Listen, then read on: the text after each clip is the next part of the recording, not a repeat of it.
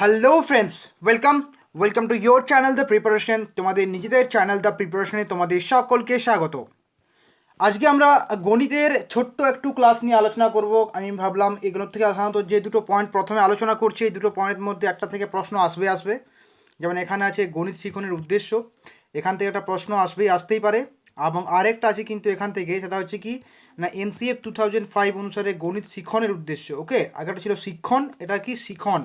ওকে, এই দুটো পয়েন্ট থেকে একটা না একটা প্রশ্ন কিন্তু আসবেই পরীক্ষায়। তাই ভাবলাম যে আজকে একটু ছোট্ট ক্লাস এটা অ্যারেঞ্জ করেছি। আসলে ইচ্ছা ছিল আজকে আপনাদেরকে একটা ফুল মক টেস্ট দেওয়ার, কিন্তু যখন ভাবলাম যে আগে সম্পূর্ণ জিনিসটা আগে ক্লিয়ার করে নিই, তাহলে আপনাদের মক টেস্টগুলো দিতেও সুবিধা হবে, তাই এটার অবতারণা করা। ওকে, তো দেখুন গণিত শিক্ষণের উদ্দেশ্য কী, পয়েন্ট শব্দগুলো দেখবেন।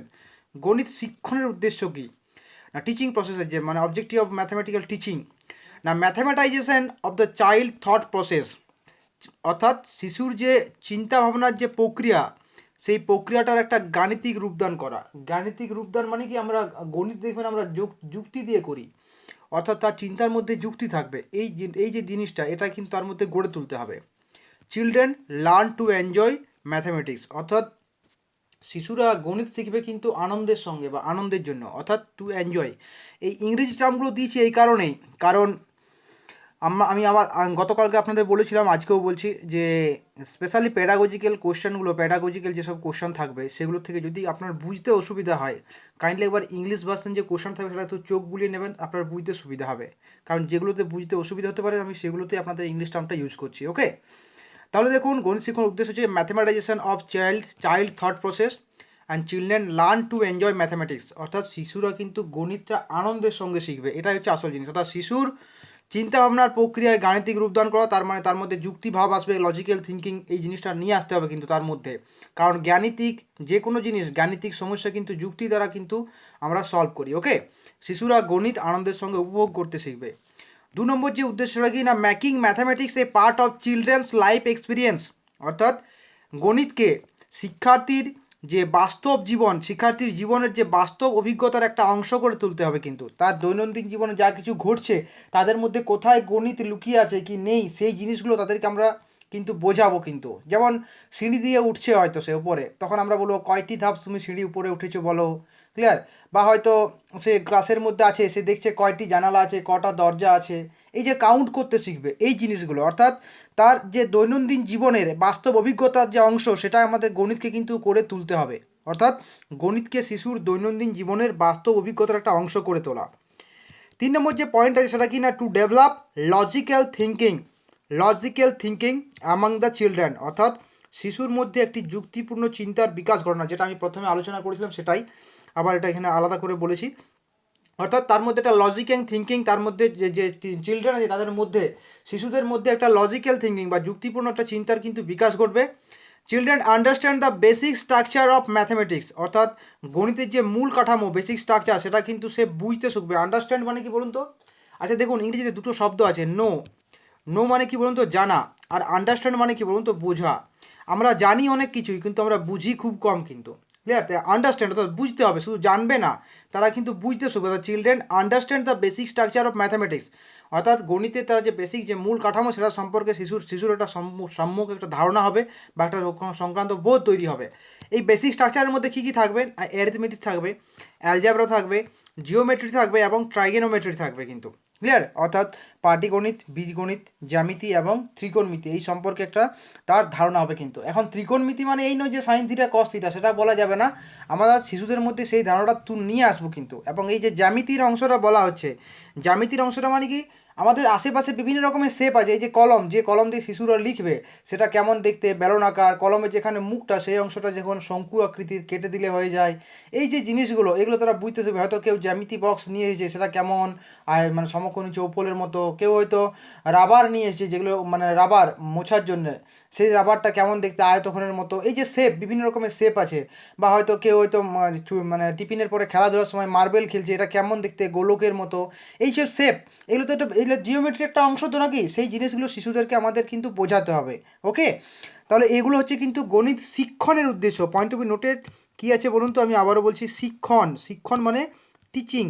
ওকে, next, NCF 2005 national curriculum of framework যে ছিল পাঠ্যক্রম, জাতীয় পাঠ্যক্রমের রূপরেখা তার 2005, সেই অনুসারে গণিত শিখনের উদ্দেশ্য কী হবে, অর্থাৎ লার্নিং, গণিত শিখনের উদ্দেশ্য কী হবে না শিশুর মধ্যে যুক্তিপূর্ণ এবং সমস্যা সমাধানমূলক সক্ষমতার বিকাশ ঘটানো। এটা অত্যন্ত গুরুত্বপূর্ণ জিনিস।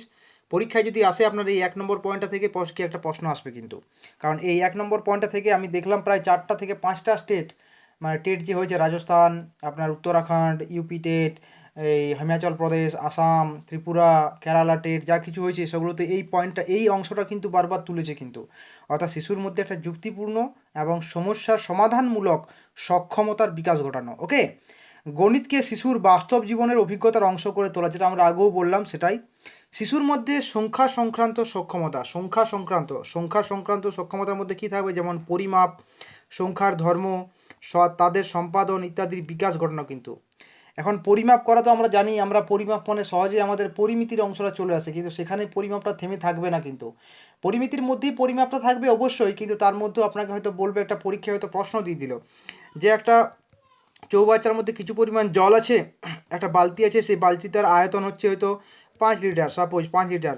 এবার সেই বালতিটা দিয়ে হয়তো কিছু পরিমাণ আপনাকে জল বলা হলো, এখানে আছে ধরুন, এখানে দেওয়া আছে 250 লিটার জল আছে, তাহলে ওই বালতিটায় করে ক বালতি জল হবে, মানে কবার বালতিতে করে জলটা শেষ করলে সেটা, মানে সেই চৌবাচ্চার জলটা খালি হবে। আপনার এইরকম প্রশ্ন আসতে পারে পরীক্ষায়। অর্থাৎ সিম্পলি এই 250কে আপনি 5 দ্বারা ভাগ করুন, পেয়ে যাবেন 5×25, মানে 5×50, 250, অর্থাৎ 50 বার ফেলতে হবে বালতিতে করে নাকি।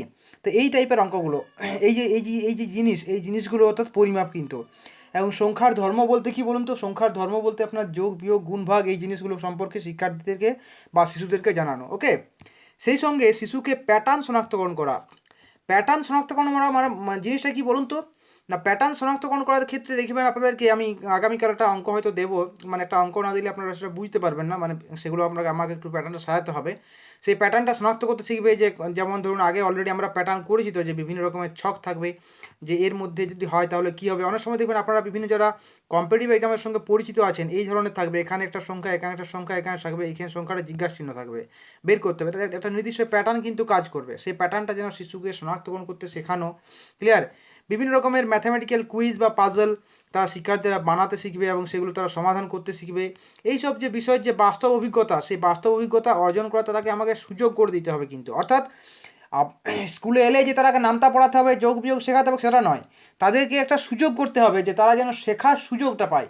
শিখবে সে নিজে নিজেই, কিন্তু সেই শেখার সুযোগটা আমাদেরকে করে দিতে হবে কিন্তু। এটা হচ্ছে NCF 2005 অনুসারে গণিতের যে শিখনের উদ্দেশ্য। এরপর দেখুন, পরিমাপের বিভিন্ন পদ্ধতি নিয়ে আলোচনা করছি। দেখুন, আপনারা এইগুলো জানেন, আপনারা বলবেন যে এগুলো জানি, আপনি কেন দিচ্ছেন। জাস্ট আপনাদের একবার রিভিশন হয়ে যাবে, রিভিশন হলে তো কোনো ক্ষতি নেই, আপনাদের সে সুবিধাই হবে কিন্তু। যেমন এই যে সেন্টিমিটার এবং মিলিমিটার, যেমন 1 সেন্টিমিটার সমান আপনার কত, 10 মিলিমিটার। এখানে আপনাকে বলা হবে যে কোনো একটা জায়গার হয়তো মানে কাপড় কিনতে হবে, হয়তো বলা হলো যে 50 সেন্টিমিটার হয়েছে, সেই 50 সেন্টিমিটার থেকে হয়তো বলা হলো যে সামথিং মিলিমিটারে কনভার্ট করতে বলা হলো, বা কোনো মিলিমিটারের কাপড় টুকরো কেটে নেওয়া হলো, কতটা বাকি থাকলো কী থাকলো, সিম্পলি যোগ বিয়োগ, কিন্তু তার মধ্যেই সেন্টিমিটার পরিমাপটা আপনাকে এন্ট্রি করে দেবে কিন্তু। সেই জন্য বললাম এগুলো একটু দিয়ে রাখি যাতে আপনাদের সুবিধা হয়। আপনারা জানেন অলরেডি এই জিনিসটা সম্পর্কে, 1 সেন্টিমিটার সমান 10 মিলিমিটার, 1 মিটার সমান 100 সেন্টিমিটার, আপনারা জানেন 1 মিটার সমান 1000 মিলিমিটার হয় কিন্তু, পয়েন্ট অফ নোটের 1000 মিলিমিটার। আবার 1 কিলোমিটার সমান কত হয় না, 1000 মিটার। আচ্ছা, এই কিলোমিটারকে যদি মিলিমিটারে কনভার্ট করতে তাহলে কী করতে হবে বলুন তো। দেখুন, মিটার ইকুয়ালস টু কী পেয়েছি, মিটার 1 মিটার সমান কী পেয়েছি, 1000 মিলিমিটার তো, আর কিলোমিটার সমান 1000 মিটার। তাহলে কিলোমিটারকে যদি আমরা মিলিমিটারে কনভার্ট করি তখন কী পাবো আমরা, এই 1000 গুণিত আবার একটা 1000 মিলিমিটার, ওকে, মিলিমিটার। তখন আমরা কত পাবো না, একের পরে 6টা শূন্য, সেটাকে আমরা 10⁶ বলে থাকি, 10⁶ মিলিমিটার, বা 1 মিলিয়ন, এটাকে অনেক সময় 1 মিলিয়ন বলা হয়, 1 মিলিয়ন মিলিমিটার কিন্তু। ওকে, এই দেখুন আমরা বলছি যেমন 10⁻², এটার মানে কি বলুন তো, একের পরে 2টো শূন্য। ওকে, আপনাকে বলা হবে 10⁴, মানে একের পরে কটা শূন্য না, একের পরে 4টা শূন্য, 10-এর পরে 4টা শূন্য নয়, একের পরে 4টা শূন্য কিন্তু, এটা 3টা শূন্য দিয়েছি, 4টা শূন্য হবে। ওকে, ঠিক সেরকম 10⁶ মানে কটা শূন্য হবে, 6টা শূন্য, 3 3 6। তাহলে 1 কিলোমিটার সমান কী হবে, কত মিলিমিটার না, 1 কিলোমিটার সমান 1 মিলিয়ন বা 10 লক্ষ মিলিমিটার। ওকে, এই সে খেয়াল করতে হবে। এখন এই রেখে যে মিলি সেন্টিমিটার, এগুলোতে প্রতিটার কি মনে রাখতে হবে, তাহলে তো অনেক ঝামেলা। সেই ঝামেলাটা মানে আসান করার জন্য তো আমি আছি। এই যে দেখুন মিটার আছে, এই মিটারের সাথে আপনি এখানে লিটারও ভাবতে পারেন, আবার আপনি গ্রামও ভাবতে পারেন। সাথে সাথে বাঁ দিকে যাবে কি, বাঁ দিকে ক্রমশ এটা বৃদ্ধি পাবে, এবং ডান দিকে এগুলো ক্রমশ কী হবে, হ্রাস পেয়ে থাকে নাকি এখান থেকে। ওকে, তো সেক্ষেত্রে আপনাকে মাথায় রাখতে হবে যে আপনি যদি মিটারে থাকেন, যেখানে থাকবেন সেখান থেকে আপনি কোন দিকে যেতে চাইছেন সেটা আপনাকে খেয়াল করতে হবে। যদি আপনি ডান দিকে যান, তাহলে আপনাকে গুণ করতে হবে, যদি আপনি বাঁ দিকে যান তাহলে আপনাকে ভাগ করতে হবে। ওকে, প্রশ্ন হচ্ছে কত দ্বারা গুণ বা কত দ্বারা ভাগ করব না, যেখান থেকে যেখানে যাবেন। যেমন আপনাকে বলছি, আপনি এই যে জিনিসটা বুঝতে পেরেছেন, ডান দিকে গেলে গুণ করতে হবে আর বাম দিকে গেলে আমাদের কি করতে হবে বলুন তো, ভাগ করতে হবে। এই জিনিসটা যদি আপনি এখান থেকে ডান দিকে যান তাও আপনাকে গুণ করতে হবে, আর যদি আপনি এখান থেকে বাঁ দিকে যান তবু আপনাকে ভাগ করতে হবে কিন্তু। ওকে, এই যে আপনার এই কী বলবো, এর সংখ্যা রেখার মতো জিনিস, এটা আপনাকে মনে রাখতে হবে, অলরেডি আপনারা জানেন। যেমন ধরুন আপনি মিটারে আছেন, আপনাকে যেতে হবে সেন্টিমিটারে, তাহলে আপনি মিটারের কাছে 1 আর যেখানে যাবেন সেই পর্যন্ত শূন্য বসান, তাহলে 100 হয়ে গেল। অর্থাৎ আপনি মিটারে আছেন, আপনাকে সেন্টিমিটারে যেতে গেলে আপনি যাচ্ছেন তো ডান দিকে, তাহলে আপনাকে কী করতে হবে, 100 গুণ করতে হবে। যেমন 5 মিটার সমান সেন্টিমিটারে কত হবে, 5 মিটার সমান হবে 500 সেন্টিমিটার। বুঝতে পেরেছেন জিনিসটা ক্লিয়ার? আমি আবারও বলছি, ডান দিকে যদি যেতে চান তখন আপনাকে গুণ করতে হবে, সেটা যেখান থেকে আপনি ডান দিকে যান না, যদি সেন্টি থেকে মিলি যান তবু আপনাকে গুণ করতে হবে। ডান দিকে যাওয়া মানে গুণ করা, আর বাঁ দিকে আসা মানে কি, ভাগ করতে হবে। কত গুণ বা ভাগ করতে হবে না, আপনি যেখান থেকে যেখানে যেতে চাইছেন সেই পর্যন্ত রাশিটাকে আপনাকে মানে কাউন্ট করতে হবে। যেমন আপনি যদি থাকেন ডেসিমিটার, আপনি মিটারে আছেন, আপনি যেতে চান হয়তো কোথায় কিলোতে যেতে চান, তাহলে তখন আপনি এখান থেকে কিলোগুলো করুন এবং তখন আপনাকে বাঁ দিক থেকে পড়তে হবে। বাঁ দিক থেকে পড়লে আপনি কী পাচ্ছেন বলুন তো, না 1000। ওকে, আপনি মিটারে আছেন, কিলোমিটারে যদি আপনি যেতে চান তাহলে আপনাকে 1000 দ্বারা ভাগ করতে হবে। বোঝা জিনিসটা ক্লিয়ার?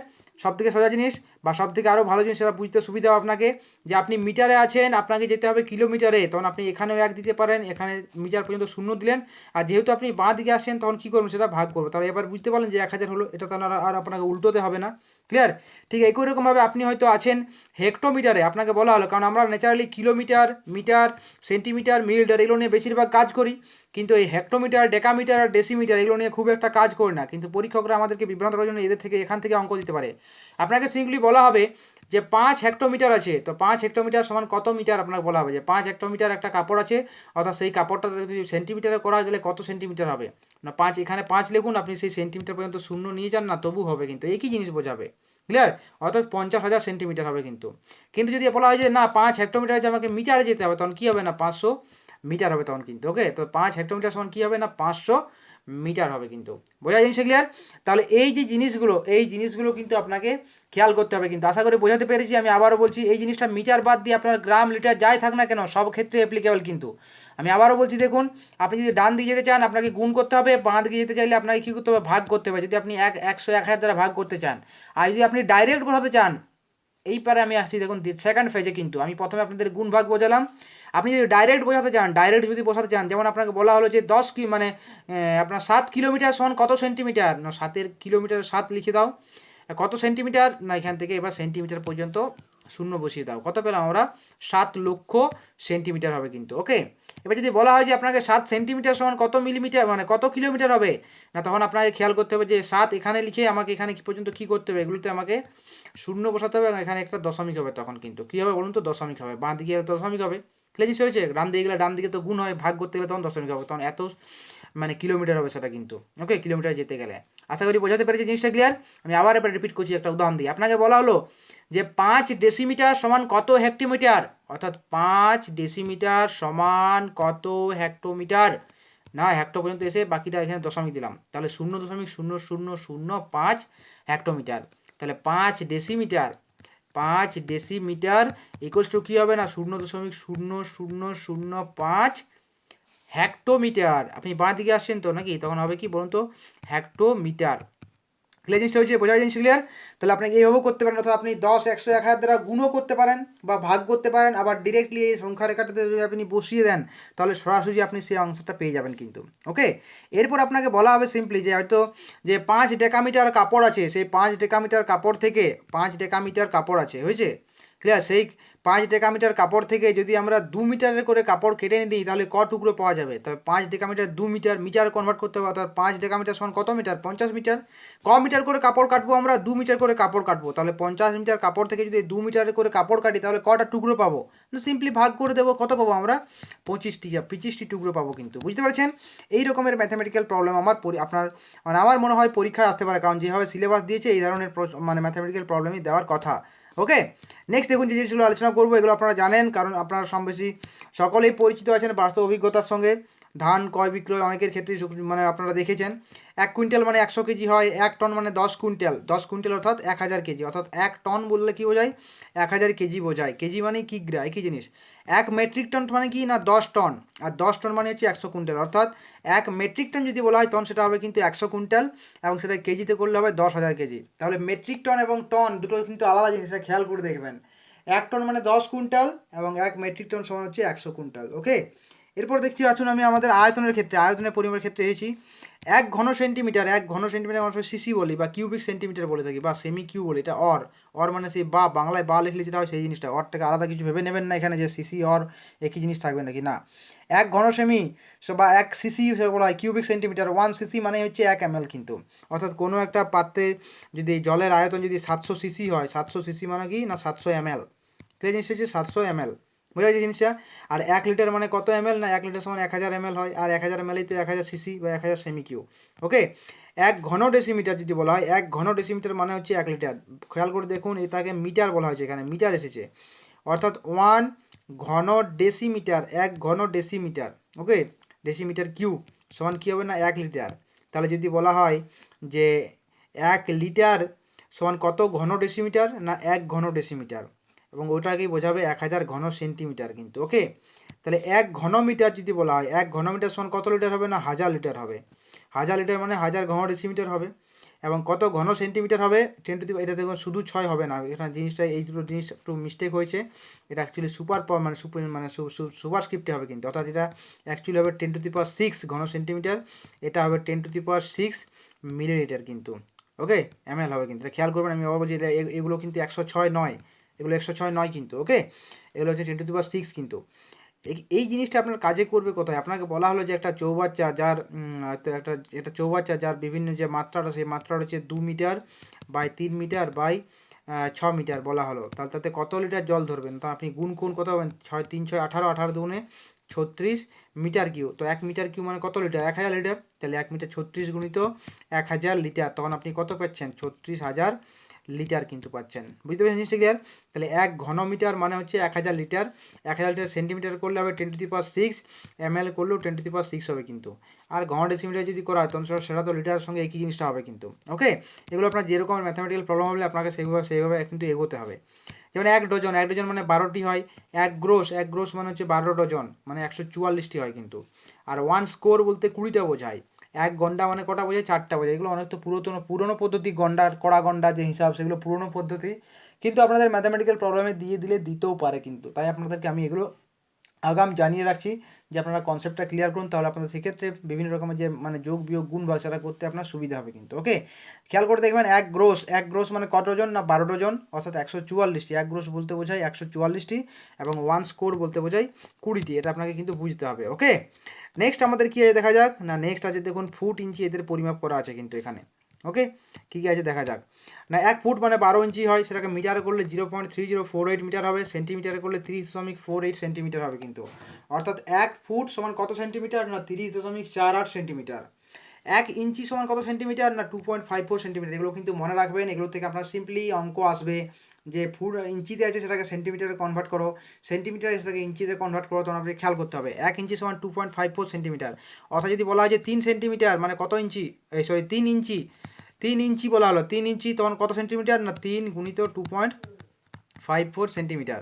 ওকে, এরপর আপনাকে বলা হলো যে 10 সেন্টিমিটার সমান কত ইঞ্চি হবে, না 10 ভাজিত 2.54 সেমি, এটা করলে তখন যেটা পাবো সেটা হবে কিন্তু ইঞ্চি হবে কিন্তু। অর্থাৎ ইঞ্চি থেকে সেমিতে গেলে ডান দিকে গুণ, আর সেমি থেকে ইঞ্চি দিলে তখন কি হবে, ভাগ করতে হবে 2.54 দ্বারা। ওকে, 1 গজ বলতে 3 ফুট বোঝায়, 3 ফুট মানে কত মিটার, 3 ফুট মানে 1 মিটার নয়, অনেকে বললেন যে 3 ফুট মানে 1 মিটার, 1 মিটার নয়, 3 ফুট মানে হচ্ছে 0.9144 মিটার। 1 মাইল মানে হচ্ছে 5280 ফুট। ওকে, 1 মাইল রাস্তা বলতে বোঝায় 5280 ফুট।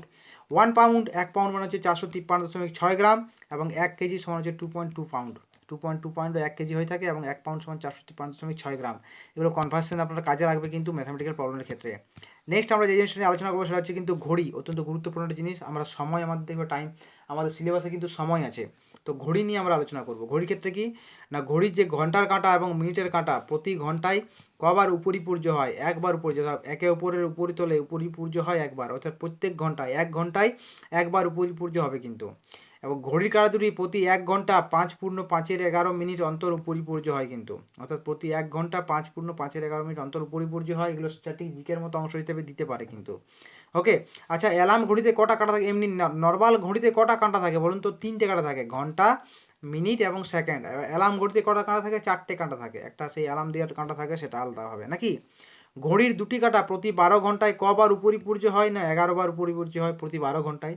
তাহলে সেই হিসাবে মনে হতে পারে তাহলে 24 ঘন্টাতে 22 বার হবে, অর্থাৎ প্রতি 24 ঘন্টায় 22 বার উপরিপূর্য হয়, 22 বার উপরিপূর্য হবে। কিন্তু 24 ঘন্টায় দুটো কাঁটার মধ্যে সাক্ষাৎ হবে, অর্থাৎ একে অপর দেখবে কতটা সময়? 23 বার দেখবে কিন্তু। 23 বার দেখলেও তাদের মধ্যে কিন্তু উপরিপূর্য হবে কিন্তু 22 বার। ওকে, বোঝা জিনিস ক্লিয়ার? এরপর দেখুন ঘড়ি নিয়ে আর কীরকম প্রশ্ন আসতে পারে না, ঘড়ির দুটি কাঁটা প্রতি 1 ঘন্টায় কবার সমকোণে আসে? না 2 বার সমকোণে আসে। এবং 24 ঘন্টায় তাহলে কি 38 বার হবে না, 24 ঘন্টায় কবার সমকোণে আসবে? 44 বার সমকোণে আসবে কিন্তু, এটা মনে রাখতে হবে। এবং সমকোণে থাকা অবস্থায় দুটি কাঁটার মধ্যে সময়ের ব্যবধান হয় 15 মিনিট। আপনাকে বলা হলো যে সেটা নির্দিষ্ট একটা সময়ে, বা বলা হলো যে ঘড়ির ঘন্টার কাঁটা এবং মিনিটের কাঁটা পরস্পর সমকোণে আছে, অর্থাৎ সেক্ষেত্রে সময়ের পার্থক্য কত? দুটি কাঁটার মধ্যে সময়ের পার্থক্য কত হবে? না দুটি কাঁটার মধ্যে সময়ের পার্থক্য হবে কিন্তু 15 মিনিটের পার্থক্য হবে কিন্তু। এরপর একটা ম্যাথামেটিক্যাল প্রবলেম দেখুন, এখানে আছে, দেওয়া আছে যে এক্সটা ও x+1টা এর মধ্যে ঘড়ির দুটি কাঁটার মধ্যে সমকোণ হবে কখন? কটা বেজে কটার সময় সমকোণ হবে? দেখুন সমকোণ কবার হয়? 2 বার হয় কিন্তু। সেক্ষেত্রে ফর্মুলাটা কী হবে? না এক্সটা বেজে 5x প্লাস মাইনাস 15 গুণিত 12-11 মিনিটে কিন্তু, প্লাস মাইনাস, একবার প্লাস নিয়ে একবার মাইনাস নিয়ে 2বার মান পাবো কিন্তু। ওকে, এই ফর্মুলাটা খেয়াল করলে আমরা কিন্তু এরপরে এই আনসারটা পেয়ে যাবো। দেখুন এখানে কী আছে, 4টা ও 5টার মধ্যে ঘড়ির কাঁটা দুটি কখন সমকোণ উৎপন্ন করবে? 4টা ও 5টার মধ্যে, তাহলে এখানে x এর মান হচ্ছে 4 আর x+1 মানে তো 5টা তো নাকি। তাহলে ফর্মুলাটা কি? না 5x মানে হচ্ছে 5 গুণিত 4 প্লাস মাইনাস কী হবে? না 15 হবে, গুণিত কী হবে? না 12-11 হবে কিন্তু। ওকে, বোঝা যাচ্ছে ক্লিয়ার? এরপর দেখুন এখানে কি 4 5 20, 20 প্লাস মাইনাস 15 গুণিত 12-11।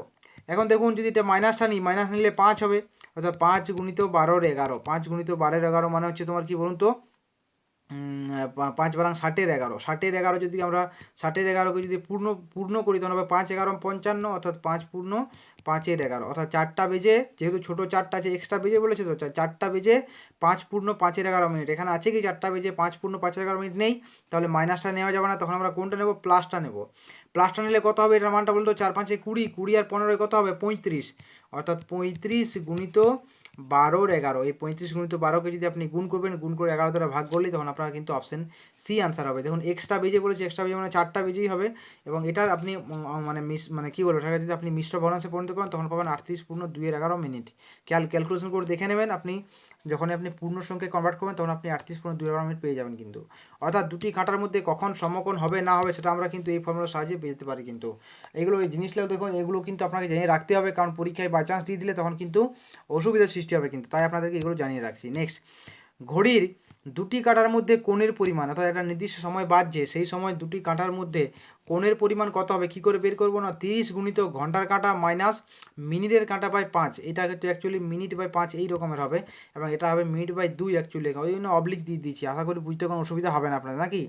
এক্ষেত্রে যে মানটা আমরা পাবো দেখুন এটা, সেটা কিন্তু পরম মান নিতে হবে। পরম মান মানে কি, আগে পজিটিভ আগে নেগেটিভ যা আসুক না কেন, আমরা শুধু নেগেটিভ পজিটিভ বাদ দিয়ে বাকি যে সংখ্যাগত যে মান আছে সেই মানটা কিন্তু আমরা নেবো এক্ষেত্রে। যেমন একটা এক্সাম্পল দেখুন কি আছে, 4টা বেজে 30 মিনিটে ঘড়ির দুটি কাঁটার মধ্যে কত ডিগ্রি কোণ উৎপন্ন হয়? 4টা বেজে 30 মিনিট, 4:30টার সময় অ্যাকচুয়ালি ঘড়ির দুটি কাঁটার মধ্যে কত ডিগ্রি কোণ উৎপন্ন হবে? তখন কী ফর্মুলা কী আছে আমাদের? 30 গুণিত ঘন্টার কাঁটা মানে 4 মাইনাস মিনিটের কাঁটা মানে হচ্ছে 30/5 প্লাস কী আছে? মিনিট বাই 2, মিনিট মানে হচ্ছে 30/2। ওভারঅল যে জিনিসটা পাবো সেটা হবে কিন্তু আপনার ডিগ্রি হবে এখানে। এটা করলে আপনার কী হবে বলুন তো? এখান থেকে যদি খেয়াল করে দেখুন, 5 × 30, 6, 4 - 6 মানে এই মানটা হবে -2, -2 হলে 30 এর সঙ্গে গুণ করলে কী হবে? না 30 গুণিত 2 = 30 × 2 = 60, অবশ্যই সেটা মাইনাস হবে কিন্তু।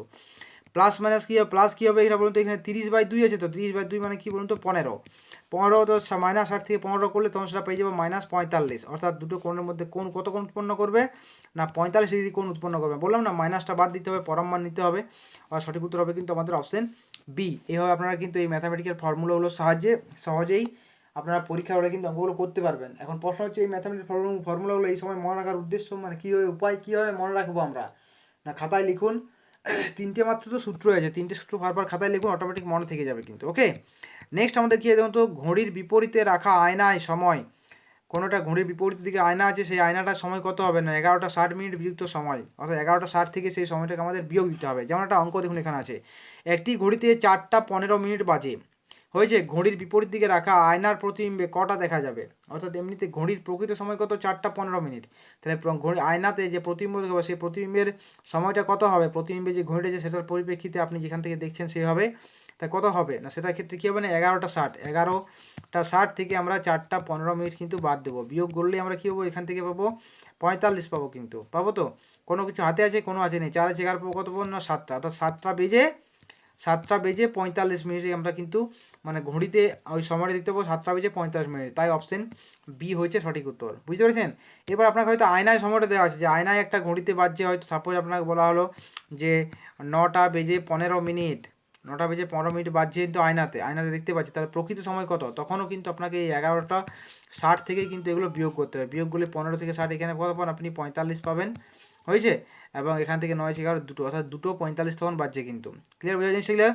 তাহলে এইভাবে কিন্তু আপনাকে খেয়াল করতে হবে যে আপনার যে সবসময় অঙ্কটা মানে ঘড়িতে দেওয়া আছে প্রতিবিম্ব কত বের করতে হবে সেটা নয়, অনেক সময় প্রতিবিম্বে দেওয়া থাকবে, আপনাকে প্রকৃত সময়টা কিন্তু বের করতে হবে, সেটাও কিন্তু একই পদ্ধতি, আপনাকে 11:60 থেকে যে সময়টা আছে সেই সময়টা বাদ দিতে হবে, সেটা প্রকৃত সময় হোক বা দর্পণ প্রতিবিম্বের সময় হোক, যাই হোক না কেন সেটা বাদ দিলেই কিন্তু আমরা সেই বাকি অপোজিট যে অংশের সময়টা সেই সময়টা আমরা কিন্তু পেয়ে যাব। ওকে, তো এই ছিল সময় সম্পর্কে 3টে ফর্মুলা। বেশ, নেক্সট আমরা যে জিনিসটা নিয়ে আলোচনা করব আমাদের কাছে সেটা হচ্ছে কিন্তু আমাদের ক্যালেন্ডার নিয়ে এই কারণে আলোচনা করলাম কারণ ক্যালেন্ডার থেকে প্রশ্ন দিতেও পারে কিন্তু।